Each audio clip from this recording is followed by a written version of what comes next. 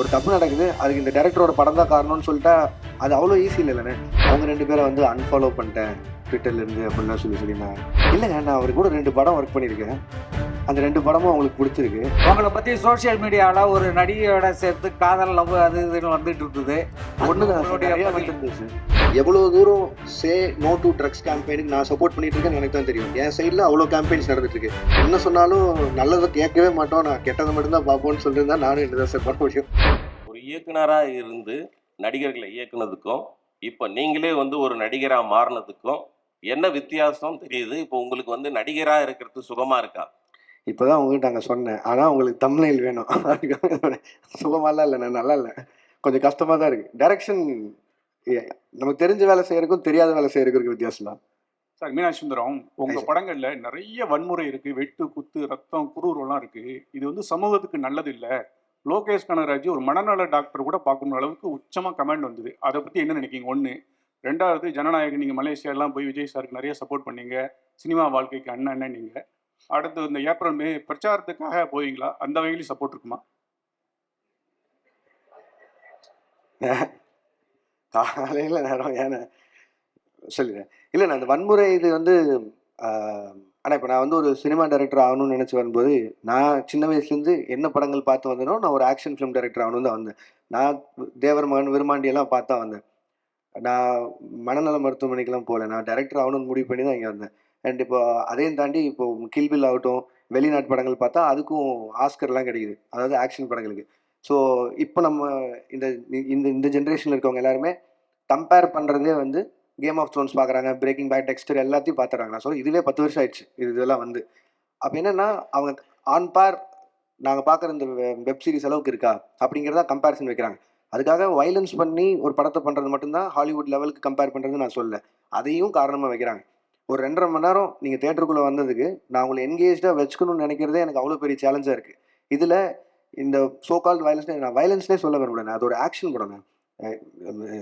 எப்படி ஜாக்கி சானை பார்த்தோம், எப்படி ப்ரூஸ்லி பார்த்தோம், அர்னால்டை பார்த்தோம், அப்படிலாம் பார்த்து தான் வந்தோம். அதுக்கப்புறமா ரஜினி சார் பார்த்தோம், நம்ம ஊர்லேயே கமல் சார் பார்த்தோம், எல்லா ஆக்ஷனும் விஜயகாந்த் சாரோட ஒன்று தேட்டரில் விடாமல் பார்த்தோம். இதெல்லாம் தான் ஒரு ஆக்ஷன் டைரக்டர் ஆகணும்னு மாற்றுறது. இது எப்படின்னா, இதை இப்போ வந்து ஏதோ ஒரு பக்கம் பார்த்துட்டு இந்த மாதிரி நீங்கள் சொன்ன மாதிரி இன்ஃப்ளூயன்ஸாக இப்படி பண்ணுறாங்க அப்படின்னா, அது அவ்வளோ ஈஸியாக அப்படி சொல்லிட்டு கடந்து போகிற விஷயம் இல்லைல்லண்ணே.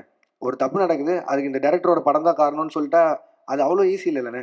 இப்போ எனக்கு ஒரு பொறுப்பு இருக்கணும்னு சொல்கிறீங்களே, இருக்குது, சமூக பொறுப்பு இருக்குது, ஓகே, நான் வயலன்ஸ் கம்மியாக பார்க்குறவங்களுக்கும் அந்த பொறுப்பு இருக்கணும் இல்லைண்ணே. அப்புறம் எதுக்குன்னு படிக்கிறோம், எதுக்கு இத்தனை பேர் அப்பா அம்மா வளர்த்து எவ்வளோ பேர்கிட்ட அட்வைஸ் கேட்குறோம், எல்லாருமே இருக்குல்ல. ஸோ அது ஈஸியாக கடந்து போகிற விஷயமே இல்லைன்றேன். அதையும் மீறி உங்களுக்கு ஒரு சினிமா ஒரு 2.5 மணி நேரம் பொழுதுபோக்கு படம் உங்களை மாற்றுதுன்னா மனசார நம்ம எவ்வளோ வீக்காக இருக்கும். அப்போ நாளைக்கு எதில் வேணாலும் இன்ஃப்ளூயன்ஸ் ஆகும்ல, அது நம்ம தானே, நம்ம கையில் தானே இருக்குது. அதுக்கு அதை காரணம் காட்டிடக்கூடாதுன்னு சொல்கிறேன். 2 சைடும் பொறுப்பாக இருக்கணும்னு தான் நான் சொல்கிறேன். லோகேஷ் பிரச்சாரம் தான் இல்லைண்ணே, அரசியலுக்கு எனக்கு என்னென்ன சம்பந்தம்? ஒரு தேவதாஸ் படம் பண்றீங்க, தேவதாஸ்ல இந்த கெட்டப் தானா? ஏன்னா தேவதாஸ்னாவே தாடி வச்சுருந்தா வரணுமா? அதனால லோகேஷ் கனகராஜ் வந்து அது மாதிரி மென்ஷன் பண்றாங்களா? அதுக்கப்புறம் வந்து நீங்க நடிக்க போறேன்னு சொன்ன பிறகு எந்தெந்த ஆக்டர் வந்து உங்களை வந்து நடிக்காத, நீ டைரக்டே பண்ணுன்னு சொன்னாங்க? ரஜினி சார், கமல் சார் என்ன சொன்னாங்க? இல்லைண்ணே, இந்த ஃபஸ்ட்டுக்கு லைன் ஆஃப் கேள்விக்கு வந்து அருண் தான் பதில் சொல்லணும். தேவதாஸ் தாடி வச்சிருக்கணுமா வச்சிருக்கூடாதா அதெல்லாமே அவன் தான் பதில் சொல்லணும். இது வந்து அவன் இப்படி வர சொன்னான், அதனால நான் இப்படி நடிச்சிட்டு இருக்கேன், அவள் தான் என்னால் பதில் சொல்ல முடியும். அண்ட் இல்லைண்ணா, நான் ரஜினி சார்கிட்ட போகிறதுக்கு முன்னாடி அவர் தெரியும் நான் நடிக்கிறேன். நான் இப்போ கூலியிலேருந்து வரும்போது அவர் வாழ்த்துக்கள் தான் சொன்னார், கமல் சார் வாழ்த்துக்கள் தான் சொன்னார். அண்ட் நான் விஜயநாட்ட பேசினேன், அவர் வாழ்த்துக்கள் சொன்னார். அண்ட் சேது நான் மீட் பண்ணும்போது பேசினேன். அவள் தான் யார் யார் அன்றைக்கி பார்க்குறோமோ அது மட்டும் தான் மீட் பண்ணி பேசணும். அண்ட் இன்னொரு கிளாரிட்டியும் கொடுக்கணும்னு நினச்சி, இந்த நீங்கள் இந்த ரஜினி சார், கமல் சாரை பற்றி பேசினால அவங்க 2 பேரை வந்து அன்ஃபாலோ பண்ணிட்டேன் ட்விட்டர்லேருந்து அப்படின்லாம் சொல்லியிருந்தாங்க.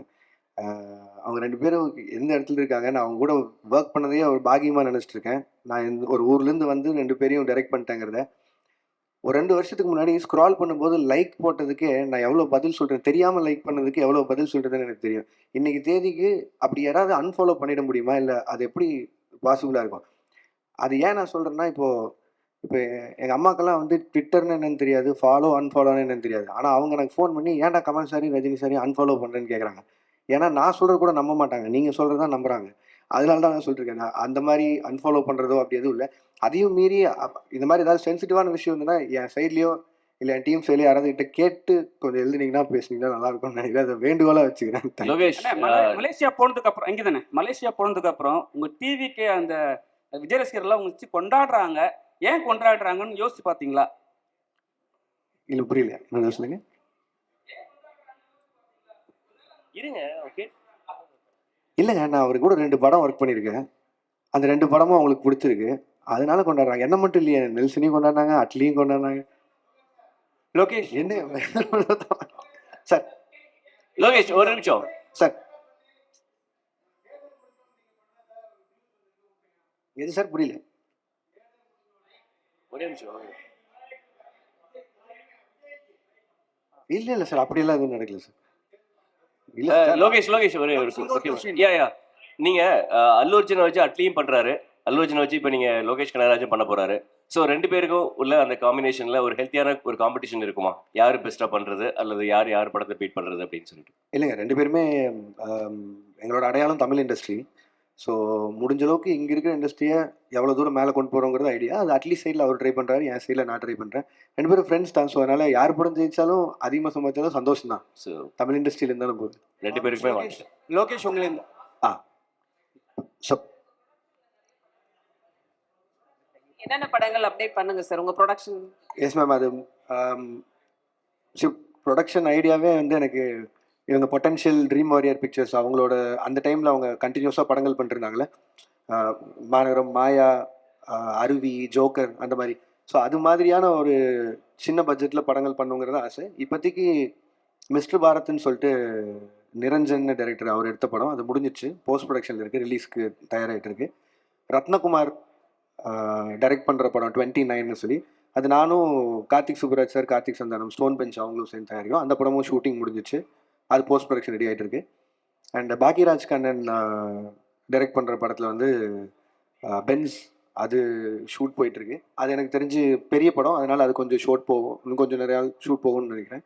ஸோ இதில் மிஸ்டர் பாரத்தும் பென்ஸும் வந்து நான் மட்டும் ப்ரொடியூசர் இல்லை, என் கூட Sudhan sir and Jagadeesh bro அவங்களோட கம்பெனிஸும் இன்வால்வ் ஆயிருக்கு. இதான் லோகேஷ் லாஸ்டா ஒரு கேள்வி. உங்களை பத்தி சோசியல் மீடியாவில் லோகேஷ், எஸ் சார், உங்களை பத்தி சோசியல் மீடியாவில் ஒரு நடிகையோட சேர்த்து காதல் லவ் அது இதுன்னு வந்துட்டு இருந்தது.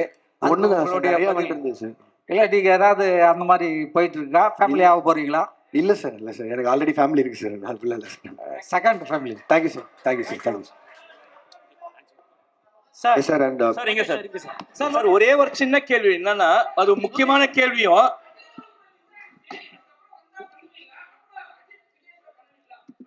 என்னங்க ஏங்க பண்ண மாட்டேன்னு சொல்ல போறேன், பண்ணதாங்க போறேன். லோகேஷ் ப்ரோ இல்லைங்க, அது மிஸ் ஆகுறது தாண்டி இல்லை, என்னால் அப்படி இல்லை. ஒரு அவங்க நான் ஆக்ஷன் படம் பண்ணணும்னு நினைச்சேன், பட் ஆனால் அவங்க ஒரு லைட் ஹார்ட்டட் படம் கேட்டாங்க, என்னால் பண்ண முடியல. அது அந்த டைம்ல இல்லை, கண்டிப்பா வேற யாராவது பண்ணுவாங்கன்னு நினைக்கிறேன். லோகேஷ் ப்ரோ மக்கள் மத்தியில பேசப்படுற ஒரே ஒரு விஷயம் என்னன்னா, எஸ் சார், இப்ப சமீப காலமா வளரக்கூடிய படங்கள்ல இருக்க இயக்குனர்கள் இன்க்ளூடிங் லோகேஷ் கனகராஜ் படங்கள்ல வந்து ட்ரக் அபியூஸ் நிறைய இருக்கு, போதை கலாச்சாரத்துக்கு முக்கியத்துவம் கொடுக்கறதா சொல்லி பரவலான பேச்சு சார். இது நிறைய டாக்டர்ஸ் பேசியிருக்காங்க, அதை பத்தி மக்கள் நிறைய பேர் சொல்றாங்க. இதை பத்தி உங்களோட கருத்து என்ன? அதே மாதிரி இந்த மாதிரி ட்ரக் யூசேஜை வந்து படத்துல வந்து பிக்சரைஸ் பண்றது நல்லதா? அந்த சீன்ஸை வச்சுதான் படங்கள் ஓடுமா? ஓகே சார், நான் அந்த எனக்கு ஒரு 2 நிமிஷம் கொடுத்தீங்கன்னா நான் எக்ஸ்பிளைன் பண்ண ட்ரை பண்ணுறேன் சார். ஏன்னா இது ரொம்ப நாளாக இந்த அலிகேஷன் சொல்லிட்டு இருக்காங்க சார். நீங்கள் சொல்கிற பாயிண்ட் எனக்கு வேலிடாக புரிஞ்சிச்சு. அதுவும் இப்போது சொசைட்டியில் நடக்கிற எல்லா விஷயத்தையும் பார்த்தா அது இருக்க மாதிரி இருக்குது. பட் ஆனால் நல்லா நோட் பண்ணி பாருங்கள் சார், நான் பண்ண எல்லா படங்கள்லையுமே ட்ரக்கை வந்து இப்படி எடுத்துக்கிட்டால் இந்த மாதிரி ஆயிடலாம், சந்தோஷமாக இருக்கலாம் அப்படின்னு நான் சொல்கிறேன்னா எங்கேயுமே நான் சொல்ல சார். நான் கமர்ஷியல் படமே பண்ணாலும் அதில் நான் எனக்குன்னு ஒரு சொசைட்டி கன்சர்ன் இருக்குது சார், அதை மீறி நான் பண்ணதில்லை. நீங்கள் மாநகரம் எடுத்துட்டிங்கன்னா அதில் கடைசியில் அவர் சொல்லுவார், மனுஷங்கிற செய்கிற தப்புக்கு ஊரை கொத்த சொல்லி எந்த தப்பும் இல்லைன்னு. கைதி எடுத்துட்டிங்கன்னா கார்த்தி சாரும் சரி, மரியம் ஜாட் சாரும் சரி, கடைசியில் இதை எத்தனையும் எரிச்சு தாண்டா போவோம், இந்த நாயகனால தான் உருப்படாமல் போகுதுங்கிற ஒரு வார்த்தையை சொல்லி தான் அதை மொத்தம் எரிப்பாங்க. நீங்கள் மாஸ்டரில் எடுத்துட்டிங்கனாலும் நான் இதே தான் சொல்லியிருப்பேன். அது எப்படி 18 வயசு கீழே இந்த உனக்கு ஆகல, நீ தேட்டருக்குள்ளே போகாதுன்னு சொல்கிற முடியுதோ, எப்படி வந்து சாராயமும் பீடியும் அவன் கையில் கிடைக்குதுன்னு. கமல் சாரை வச்சு இந்த ட்ரக் ஃப்ரீ சொசைட்டிக்கான மரியாதை என்ன, அது இப்படி ஆச்சுன்னா என்ன ஆகுங்கிறத அவங்க வச்சு சொல்லியிருக்கேன். இது என்னன்னா, எனக்கு கிடைச்ச ஹீரோஸ் மூலிமா எவ்வளோ தூரம் உறக்க இதை சொல்ல முடியுமோ அதை நான் சொல்லிகிட்டே தான் இருக்கேன். அதை நீங்கள் சொல்லணுன்னா ஒரு பாயிண்ட்ல இவ்வளோ ட்ரக்ஸ் இருக்குங்க. நான் கைதி படம் முடிக்கும்போது முதல்ல 900 கோடிக்கு ட்ரக்ஸ் மாட்டுமான்னு சொல்லியிருந்தாங்க. நான் ஷூட்டிங்கில் இருக்கும்போதே 20,000 கோடிக்கு ஒரு ஊரில் மாட்டுச்சு. ஸோ இது வந்து எதுவுமே நான் சொல்லி தரல. 20,000 கோடி நான் சொன்னது 900 கோடி தான் சொல்லியிருந்தேன். அப்படி பார்த்தாலும் கம்மி ரேஷியோவில் தான் சொல்லியிருந்தேன். இது இந்த சொசைட்டியே எவ்வளோ கஷ்டப்படுதுன்னு சொல்கிறேன் சார். இது மட்டும் இல்லை சார், என் சைடில் இதுக்கு நான் தான் பேசி ஆகணும். வெறுமனே இப்படி சொல்லிட்டு போயிடலாம், கமர்ஷியலாக வந்துட்டான் ட்ரக்ஸை வச்சு படம் பண்ணான் இல்லை சார். எவ்வளோ தூரம் சே நோ டு ட்ரக்ஸ் கேம்பெயினுக்கு நான் சப்போர்ட் பண்ணிட்டு இருக்கேன்னு எனக்கு தான் தெரியும். என் சைடில் அவ்வளோ கேம்பெயின்ஸ் நடந்துட்டு இருக்கு. ஒவ்வொரு காலேஜாக போய் இது ப்ரொபகண்டா மாதிரியே பண்ணிட்டு இருக்கேன். ஒரு 15,000 ஸ்டூடெண்ட்ஸை ட்ரக்ஸை தொட மாட்டேன்னு பிளட்ஜ் எடுக்க வச்சிருக்கேன். கோயம்புத்தூர் கமிஷனர்கிட்ட சே நோ டு ட்ரக்ஸ்ன்னு சொல்லி அந்த தலைப்பில் ஷார்ட் ஃபிலிம்ஸ் பண்ண வச்சு கோயம்புத்தூர் இருக்க எல்லா காலேஜையும் மொத்தமாக வச்சு ஒரு 60 ஷார்ட் ஃபிலிம்ஸ் வந்து அதில் யார் ஃபஸ்ட்டு வராங்களோ அவனை என் அசிஸ்டண்ட்டாக சேர்த்துறேன்னு சொல்லியிருக்கேன். அவன் தான் இப்போ என் அசிஸ்டன்ட். ஸோ இது எல்லாமே என் சைட்லேருந்து நான் பண்ணிட்டு இருக்கேன் சார். இது வெறும் ஜஸ்ட் ஒரு சினிமாக்காக பண்ணணும் இல்லை, இது சொல்லணுன்னு இருந்தது சொன்னேன். அண்ட் இப்போ நான் சொல்கிறேன், பெரிய ஹீரோஸை வச்சு சே நோ டு ட்ரக்ஸ்ன்னு சொல்கிறது நான் அது ஒரு கன்சர்ன், அது நான் சொல்லி தான் ஆகணும்னு நினச்சிருக்கேன். எஸ் சொல்ல நோ சொல்லியிருக்கேன். அதை எல்லாரும் உறக்க சொல்கிறாங்க, ஹீரோஸும் சேர்த்து. இந்த எல்சியூ உருவானதும் அதுதான். இதில் திட்டவட்டமாக கமல் சார் சொன்ன மாதிரி தான், ட்ரக்ஸை இந்த சொசைட்டிக்குள்ளே வேணான்னு தீவிரமாக எதுக்குற தீவிரவாதின்னு அவர் சொல்லியிருப்பார்ல, அதை தான் நானும் கமர்ஷியல் ஃபார்மேட்டில் சொல்ல ட்ரை பண்ணுறேன். பட் ஆனால் நான் என்ன சொன்னாலும் நல்லதை கேட்கவே மாட்டோம், நான் கெட்டதை மட்டும்தான் பார்ப்போன்னு சொல்லியிருந்தா நானும் என்ன தான் சார் பண்ண முடியும். மேபி நான் பண்ணாமல் விட்டுறேன், அதனால பண்ணாமல் விட்டா சொசைட்டி மாறிடும்னா அது குட் தான், நான் அது பண்ண போகிறது.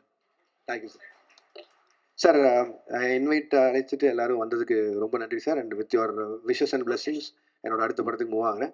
Thank you sir. Thank you so much. Thank you.